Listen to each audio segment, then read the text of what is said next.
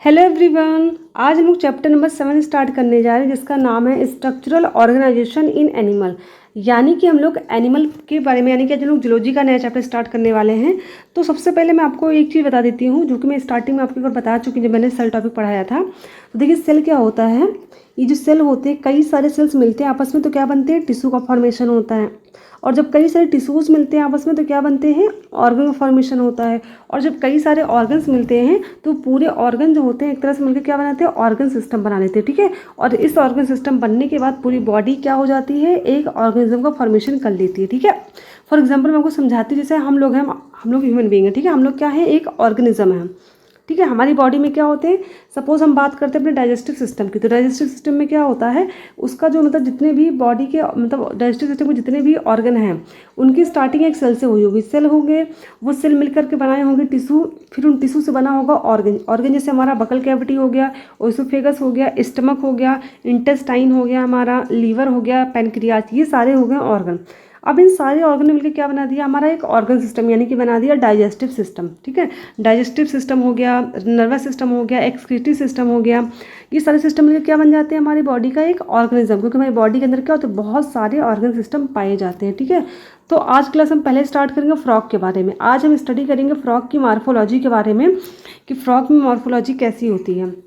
ठीक है, तो सबसे पहला पॉइंट है कि फाइलम जो होता है, आपको पहले भी हम बता चुके, जब एनिमल किंगडम मैंने स्टार्ट किया था तो मैंने बताया था आपको कि फ्रॉग क्या होता है। फ्रॉग जो होता है वो कॉर्डेटा फाइलम में आता है। कॉर्डेटा का मतलब होता है कि इनमें क्या पाया जाता है, सबसे मेन होता है नोटोकॉर्ड।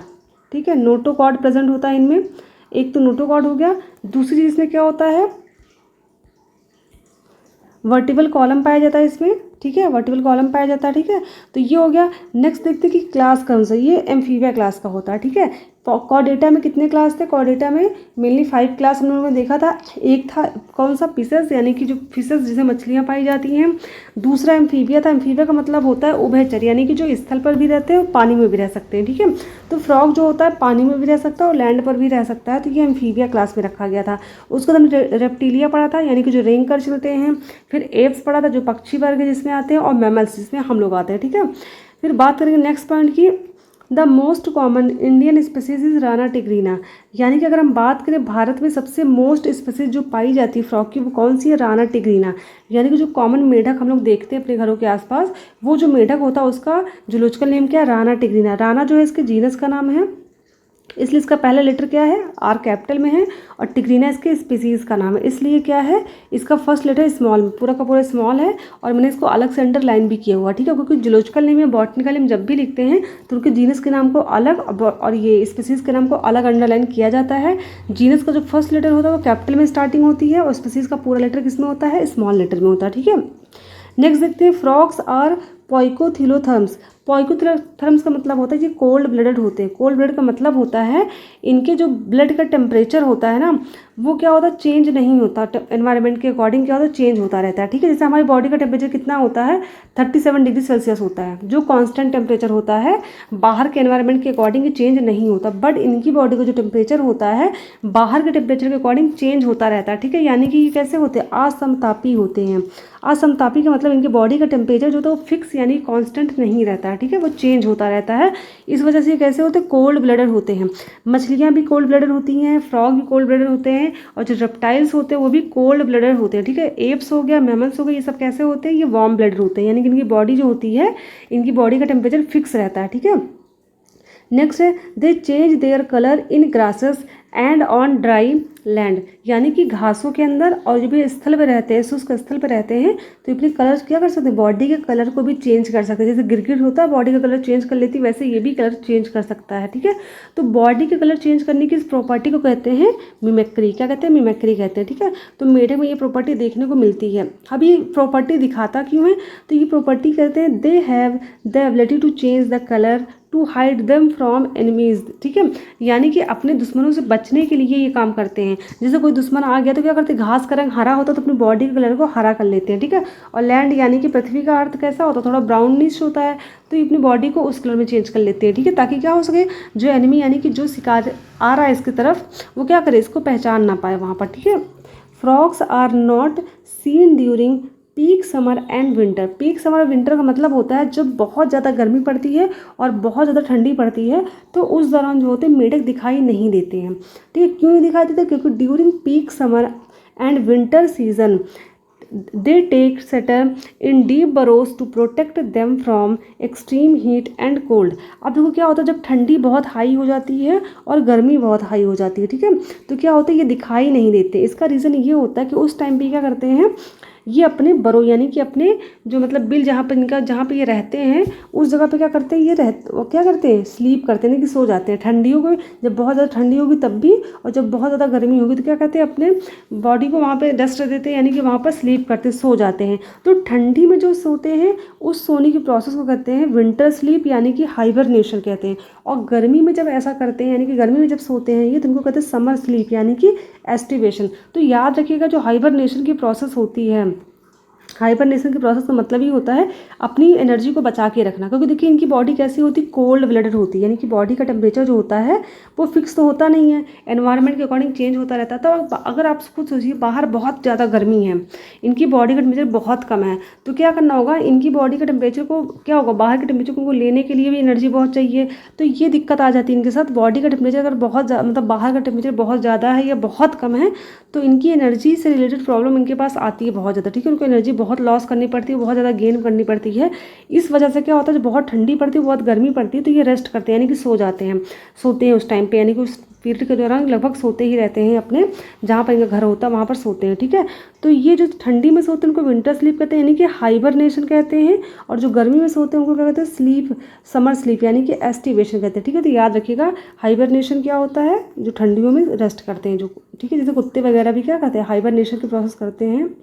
फिर दिया मॉर्फोलॉजी। इनकी मॉर्फोलॉजी का मतलब देखो क्या होता है, मॉर्फोलॉजी का मतलब होता है फिजिकल स्ट्रक्चर, यानी कि हम इनकी बॉडी में जो ऊपर से स्ट्रक्चर दिखाई देता है, यानी कि अगर आपको मेढक का डायग्राम दिखाई दे तो आपको उस असली मेढक के ऊपर जो जो दिखाई दे रहा है उसकी बॉडी के ऊपर, वो सारी उसकी मॉर्फोलॉजी हो जाएंगे। ठीक है, यानी कि बाह्य संरचना। मॉर्फोलॉजी का मतलब होता है बाह्य स्ट्रक्चर, यानी कि बाह्य संरचना। तो हम लोग स्ट्रक्चर क्या मॉर्फोलॉजी पढ़ेंगे, मेढक के बाह्य संरचना के बारे में पढ़ेंगे। तो सबसे पहले देखेंगे इसकी स्किन कैसी होती है। The skin is smooth and slippery due to presence of mucus. इनकी स्किन में क्या होता है, म्यूकस पाया जाता है। याद रखिए क्या होता है, म्यूकस होता है, और इस म्यूकस की प्रेजेंस की वजह से इनकी स्किन कैसी होती है, स्मूथ होती है, यानी कि मुलायम होती है, और स्लिपरी यानी कि फिसलने, जैसे साबुन होता है फिसलने वाला होता है, वैसे फिसलने वाली स्किन होती है। The skin is always maintained in a moist condition. इनकी स्किन कैसी होती है, हमेशा मॉइस्ट रहती है। ठीक है, यानी कि नमी बनी होती है इनकी स्किन में हमेशा। The colour of dorsal side is generally olive green with dark irregular spots. इनकी जो डॉर्सल का मतलब होता है मेढक का जो ऊपरी हिस्सा होता है। ठीक है, यानी कि जो ऊपर कैसे दिखता है हमें ऊपर से मेढक, वो होता है उसका डॉर्सल भाग। तो जो डॉर्सल भाग होता है वो ऑलिव ग्रीन कलर का होता है with dark spots. Olive green colour का होगा और उसके ऊपर क्या होंगे, डार्क स्पॉट्स, ऐसे स्पॉट्स बने होते हैं। आपने देखा होगा मेढक को वैसे स्पॉट्स ढेर सारे बने होते हैं। ठीक है, लेकिन ये एक्चुअल सेम शेप के नहीं होते, कैसे होते हैं, इरेगुलर शेप के स्पॉट्स होते हैं। ठीक है, ये बात ध्यान रखिएगा। और वेंट्रल साइड यानी कि जो भाग हिस्सा नीचे की तरफ होता है जो हमें दिखाई नहीं देता है, वो कैसा होता है, यूनिफॉर्मली पेल येलो, यानी कि वो बहुत हल्के पीले रंग का होता है। ठीक है, फिर नेक्स्ट है the frog never drinks water but absorb it through the skin. देखो सबसे मेन चीज़ यहाँ पे आती है कि जो फ्रॉग होता है ना, कभी भी पानी नहीं पीता है। ये बहुत इंपॉर्टेंट याद रखिएगा, मेढक जो है कभी भी पानी नहीं पीता, बट हाँ इसकी बॉडी जो होती है, इनकी स्किन जो होती है वो वाटर का एब्जॉर्प्शन करती है। ठीक है, तो इनकी बॉडी को जो पानी चाहिए होता है वो एब्जॉर्प्शन के थ्रू स्किन के द्वारा ये ले लेते हैं, बट ये माउथ यानी मुंह से अपने पानी कभी पीते नहीं जैसे हम लोग पीते हैं। ठीक है, body is divided into head and trunk, यानी कि इनकी पूरी बॉडी किस में डिवाइड होती है, एक तो आगे हेड बना होता है, पीछे पूरा क्या होता है, ट्रंक होता है। ठीक है, तो ये दो भाग में इनकी बॉडी डिवाइड होती है। इनके यानी कि इसमें क्या होता है, इनमें नेक नहीं होता, यानी कि हेड और ट्रंक के बीच में नेक, गला नहीं पाया जाता, इनमें टेल भी नहीं पाई जाती। बट हाँ एक चीज़ ध्यान रखिएगा, जो फ्रॉग का लार्वा होता है, ठीक है, जब फ्रॉग का लार्वा बनता है ना, तो लार्वा में जो होता है टेल प्रेजेंट होती है। ठीक है, इसके लार्वल स्टेज में क्या होता है, टेल पाई जाती है। बट एडल्ट की बात यहाँ पे कर रहा है, क्योंकि मॉर्फोलॉजी में एडल्ट की पढ़ना है, तो एडल्ट में टेल नहीं होती, बट क्या होता है, लार्वा में टेल पाई जाती है। ठीक है, अब नेक्स्ट पॉइंट देखते हैं।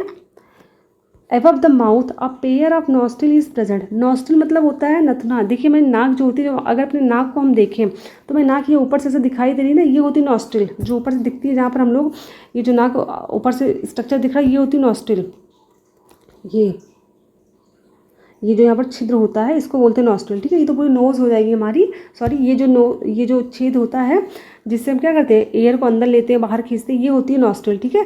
तो इनमें भी क्या होते हैं एक पेयर का मतलब होता है दो नॉस्ट्रिल। जैसे हमारे अंदर क्या होता है, हमारे मुंह में क्या होता है, दो नॉस्ट्रिल होते हैं ना, दो छेद होते हैं नाकों में, तो सेम ऐसे इनके भी दो नॉस्ट्रिल होती है, ठीक है। माउथ यानी कि मुंह के ऊपर, जैसे हमारे माउथ है, हमारे माउथ के ऊपर हमारा भी नॉस्ट्रिल पाया जाता है, तो इनके भी माउथ के ऊपर ही क्या होता है नॉस्ट्रिल पाया जाता है एक pair.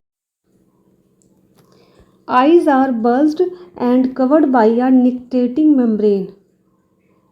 Membrane that protects them while in water. अब देखो क्या होता है, इनकी आई बल्ज्ड का मतलब होता है उभरी हुई, इनकी आँखें कैसी होती है, उभरी हुई होती है, ठीक है। अभी मैं डायग्राम में आपको दिखाती हूँ कैसी होती है। और इनके आँख पे क्या होता है कवरिंग होती है जिसको बोलते हैं निक्टेटिंग मेम्ब्रेन। हमारी आँखों में भी क्या होता है निक्टेटिंग मेम्ब्रेन पाई जाती है। जैसे हमारी आँखें ये ऐसे होती है ना आँखें, तो ये जो ये बीच में क्या होता है, ये आइरिस होता है, आईलिड यहाँ पे पाया जाता है, ठीक है। ये बीच में सेंटर में प्यूपिल होता है, तो ये तो हमारी आँखें होती है। आपने यहाँ पर कॉर्नर में देखा होगा छोटा सा एक पार्ट होता है, मांसल पार्ट, तो मांस की तरफ दिखता है लाइट ग्रीन, ये पिंक कलर का, तो ये जो होता है ये निक्टेटिंग मेम्ब्रेन हम लोगों में होता है, ठीक है। ये क्या होता है निक्टेटिंग मेम्ब्रेन हम लोगों के अंदर होता है। बट मेढक के डायग्राम में आपको दिखाती हूँ ये होते कहाँ पर एक्चुअल में है। देखिए इनकी आंखें कैसी दिख रही, उभरी हुई दिख रही है आपको। ये आंखें जो उनकी होती हैं कहते हैं बल्ज्ड होती है। बल्ज्ड का मतलब होता है उभरी हुई होती हैं। और ये जो होती है आंखों, ये देखिए निक्टेटिंग मेम्ब्रेन, यहाँ से आपको यहाँ तक दिख रही है निक्टेटिंग मेम्ब्रेन। और जब पानी में जाते हैं ना पूरी मेम्ब्रेन आंखों को ढक लेती है। पूरी मेम्ब्रेन क्या होती है आंखों को पूरा ढक लेती है। अभी क्या है, अभी पानी के अंदर नहीं है, पानी के अंदर जब बाहर ही रहता है ना तो निक्टेटिंग नीचे की तरफ रहता है। बट ये पानी के अंदर जब बाहर मतलब पानी के अंदर जाता है ना तो पूरी मेम्ब्रेन इस आंखों को ढक लेती है, ताकि क्या होता है पानी जो है इसकी आंखों के अंदर ना जाने पाए, ठीक है। क्योंकि हम लोगों में क्या होती है पलकें होती है हमारी, इनके पास इनकी खुद की पलकें तो होती हैं कि आंखें बंद कर लें, ठीक है। तो ये निक्टेटिंग मेम्ब्रेन जो होता है ये आंखों को पानी से बचाने का काम करता है, ठीक है। तो क्या हो जाएगा, eyes are bulged and covered by a nictitating membrane that protects them while in water. यानी कि जब पानी में ये होते हैं तो निक्टेटिंग मेम्ब्रेन क्या करता है आंखों को बचाता है, ठीक है। On either side of eyes a membranes tympanum receives sound signals. यानी कि इनकी दोनों आँखें जो होती हैं, इनकी दोनों को आँखों के साइड में क्या होता है टिम्पैनम पाया जाता है। सेम जैसे हम लोग हैं, हम दोनों की आँखों की तरफ अगर देखें, दोनों आँखों के अपने साइड में देखें लेफ्ट और राइट में, तो क्या है एक कान होता ना, एक कान इधर एक कान इधर, यानी कि हम लोगों में क्या होता है एक पेयर ईयर पाया जाता है, ठीक है। ये जो बाहर हम लोग को दिखाई देता है वो होता है पिन्ना, ठीक है। ये होता है पिन्ना, ये सुनने में हेल्प नहीं करता, बट हाँ जो साउंड हम लोग होता है उस सिग्नल को एक इकट्ठा कर करके इनर कान तक पहुँचाने का काम करता है हमारी जो ईयर होता है बाहर का, तो इसको हम लोग पिन्ना कहते हैं। तो सेम इनके अंदर भी क्या होता है टिम्पैनम पाया जाता है, ठीक है। यानी कि मेढक जो होते हैं इनमें भी एक पेयर क्या होता है टिम्पैनम होता है। दोनों एक टिम्पैनम जो होता है एक आँख की साइड में होता है, दूसरा दूसरी आँख की साइड में होता है, ठीक है। यानी कि इनमें दो टिम्पैनम यानी कि दो क्या पाए जाते हैं ईयर पाए जाते हैं, ठीक है। याद रखिएगा, जो कि क्या करते हैं साउंड को यानी कि सिग्नल का क्या करते हैं रिसीव करते हैं, ठीक है। जो भी अगर कोई कुछ बोल रहा है कहीं पे, कोई जानवर है, किसी की आवाज़ कहीं से आती है, तो उस सिग्नल को रिसीव करने का काम ये टिम्पैनम करते हैं, ठीक है। अब बात करते हैं नेक्स्ट पॉइंट की, they have 2 pairs of limbs. इनमें 2 पेयर लिम्स होते हैं। जैसे हमारे बॉडी में क्या होता है 2 पेयर लिम्स होते हैं। लिम्स में 2 हमारी हाथे हो गए, 2 हमारे पैर हो गए, ठीक है। तो 2 पैर एक पेयर हो गया, 2 हाथ एक पेयर हो गया, यानी कि 2 पेयर हम लोगों में लिम्स होती है। 2 पेयर का मतलब होता है 2, पेयर का मतलब क्या होता है जोड़ी होता है, यानी कि 2 होता है, ठीक है। तो यहाँ 2 पेयर की बात करें तो 2 2 4, यानी कि इनमें 4 लिम्स होते हैं। 2 लिम्स जो आगे की तरफ होते हैं उनको 4 लिम्स कहते हैं, और जो 2 लिम्स पीछे की तरफ होते हैं उनको क्या कहते हैं, उनको हाइंड लिम्स कहते हैं, ठीक है। तो ये 2 आगे की तरफ होते हैं, 2 पीछे की तरफ होते हैं। मैं डायग्राम में आपको दिखाती हूँ। तो ये देखिए, ये एक आगे दिख रहा है, एक उधर साइड में आपके है, लेफ्ट साइड में इनके है, और एक इसका यहाँ पर, ठीक है। तो ये लिम्स इसमें पाए जाते हैं। ये देखो टिम्पैनम है, ये आँख है ना, ये आँख के जस्ट देखिए साइड में यहाँ टिम्पैनम है, और दूसरी जो आँख इधर साइड बनी है यहाँ पर भी एक टिम्पैनम प्रेजेंट होगा। तो ये टिम्पैनम क्या करता है साउंड को क्या करता है, साउंड के जो सिग्नल्स होते हैं उनको क्या करता है कलेक्ट करता है और कान तक पहुँचाने का काम करता है, ताकि सुन सके कि क्या कहाँ पर आवाज़ आ रही, कैसा जानवर है, कहाँ पर क्या नहीं है, ठीक है। अब यहीं पर मैं 4 लिम्ब हाइंड लिम्ब आपको दिखा देती हूँ। 4 लिम्ब का मतलब होता है, तो 4 लेग लिखा हो यानी कि 4 लिम्ब। 4 मतलब होता है आगे और हाइंड मतलब होता है पीछे। तो यानी कि जो आगे के लिम्स होते हैं वो 4 लिम्स होते हैं। और ये देखिए इनकी जो अंगुलियां होती हैं ऐसे होती हैं, अलग अलग होती हैं, ठीक है। और 4 कितने नंबर के होते हैं 4, याद रख सकते हैं 4 से 4 का मतलब क्या होता है 4 होता है, बट यहाँ 4 का मतलब एक्चुअल में होता है आगे, बट यहाँ 4 को हम 4 से रिलेट करेंगे, यानी कि जो 4 लिम्स होते हैं उनमें 4 उंगलियाँ ही पाई जाती हैं, और चारों कैसे होती है अलग अलग होती हैं, ठीक है। बट जो पीछे की होती हैं उनमें कितने होते हैं 5 होते हैं। आपको 3 ही दिख रहे हैं, 2 पीछे दबे हुए हैं ऐसे, 5 होते हैं। वो कैसे होते हैं वेब्ड, बीच में देखिए जालीनुमा स्ट्रक्चर से बना हुआ ना उंगलियों की, यहाँ पर देखिए अलग अलग है, 4 5 कैसे अलग अलग है, बट यहाँ पे क्या लगा वेब्ड अलग स्ट्रक्चर देखिए आपको यहाँ पर दिख रहा होगा यहाँ पर, ठीक है। तो यहाँ पर याद रखिए जो हाइंड लिम्ब होता है ये 5 नंबर में होते हैं और वेब्ड बीच में स्ट्रक्चर बना होता है, और जो फोर लिम्ब होता है उनमें 4 उंगलियाँ होती हैं और वेब्ड नहीं होते, यानी कि अनवेब्ड होते हैं। ठीक है, ये हो गया। और बॉडी की अगर हम कलर की बात करें तो ये देखिए ऊपर नीचे कैसा लाइट कलर दिख रहा है आपको, लाइट कलर का है, ऊपर डार्क कलर का आपको दिख रहा होगा, ऑलिव ग्रीन कलर का है ना दिख रहा, और ये स्पॉट्स ढेर सारे पड़े कैसे हैं, इरेगुलर शेप के, कोई भी फिक्स शेप का नहीं है। ठीक है, तो ये पूरा हेड वाला पार्ट है, ये वाला पूरा भाग कैसा है, ये ट्रंक वाला भाग है। ठीक है, तो ये पूरा हेड हो गया, ये पूरा ट्रंक हो गया। ठीक है, तो आई थिंक डायग्राम में आपको दिखा दी मैंने हर चीज़। क्या होता है, ये स्नाउट होता है, ये नॉस्ट्रिल, ये देखिए नॉस्ट्रिल होते हैं, नोक एक यहाँ पर होता है, एक इधर साइड नॉस्ट्रिल होता है, तो 2 नॉस्ट्रिल होते हैं, यानी कि 2 नाक में छेद इनके पाए जाते हैं। ठीक है, अब नेक्स्ट पॉइंट देखते हैं। 4 limbs and hind limbs help in swimming, walking, sleeping and burrowing, यानी कि जिनके मतलब आगे और पीछे के जो लिम्स होते हैं वो किस में हेल्प करते हैं, स्विमिंग में, यानी कि जब पानी में तैरते हैं उसमें हेल्प करते हैं, स्थल पर यानी कि लैंड पर चलने में हेल्प करते हैं, लीपिंग में यानी कि जो मतलब रेंग कर चलते हैं ज़मीन पे उसमें हेल्प करते हैं, और बरोइंग यानी कि उनको अगर बिल के अंदर जाना तो उसमें भी हेल्प करते हैं। ठीक है, the hind limbs end in 5 digits and they are larger and muscular than 4 limbs that end in 4 digits, यानी कि डिजिट्स जो मैंने उंगलियों का नाम दिया था, उंगलियां फिंगर जो मैंने बोला वो डिजिट्स इसमें कही जाती हैं।